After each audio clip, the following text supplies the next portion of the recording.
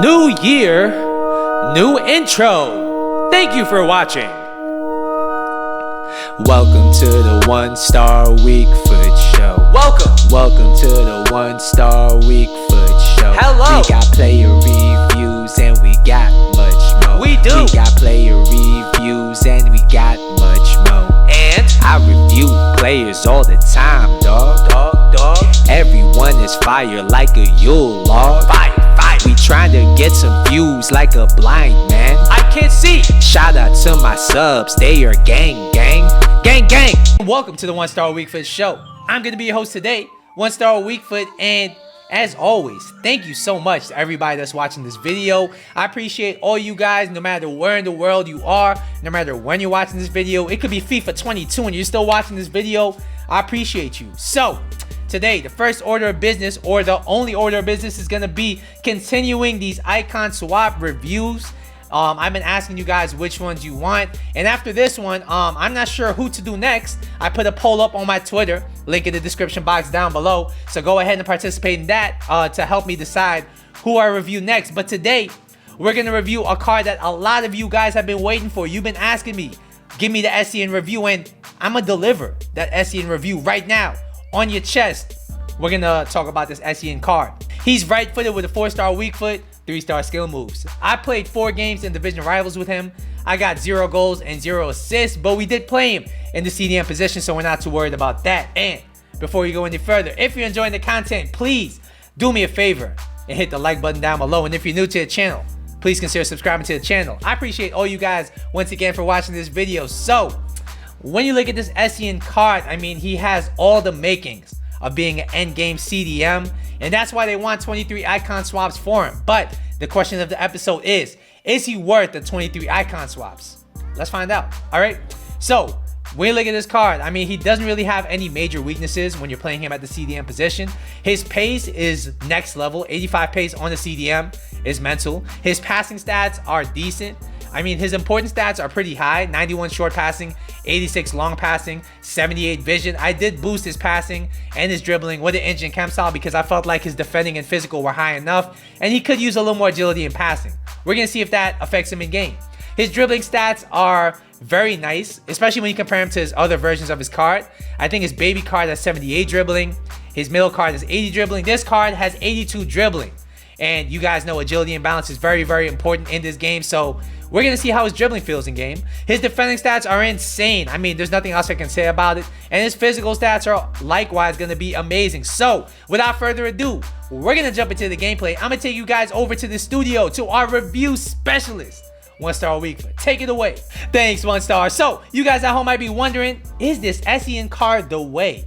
Is he worth 23 icon swaps? And I would have to say absolutely. All right.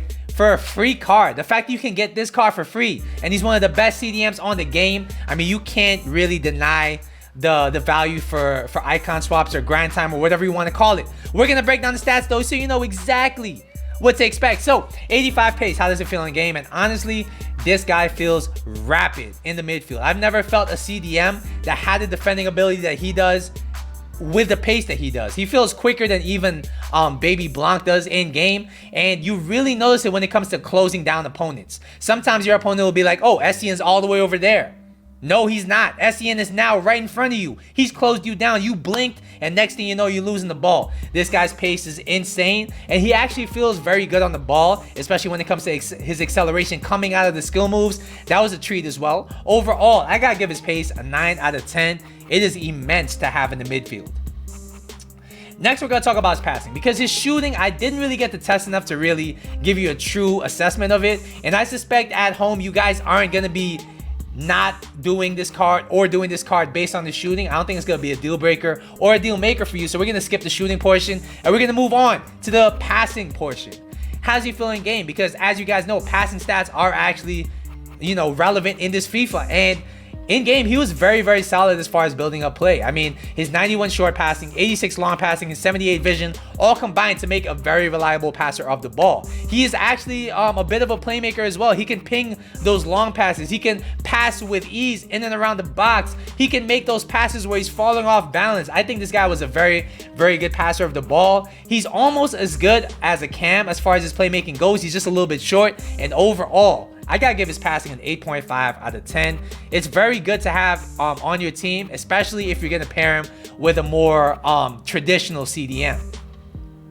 Next, we're going to talk about his dribbling. And my worry with Essien was that he was going to feel clunky because he has 75 agility, which is not the best. He has 78 dribbling, which is not the best. And I thought he was going to have a clunky body type. But in game, this guy felt so good on the ball. I was surprised. And I think some of that has to do with the fact that I did throw an engine cam style on him. But on the ball, this guy was controlling the ball with ease. He actually had the dribbling ability to beat a man or two. And it's something I didn't really expect out of his card at all. He's very responsive when it comes to turning with the ball for a CDM. I wouldn't quite use him on the wing or as a cam, but as a CDM, this guy was very press resistant, and it's very, very nice to have that in your club.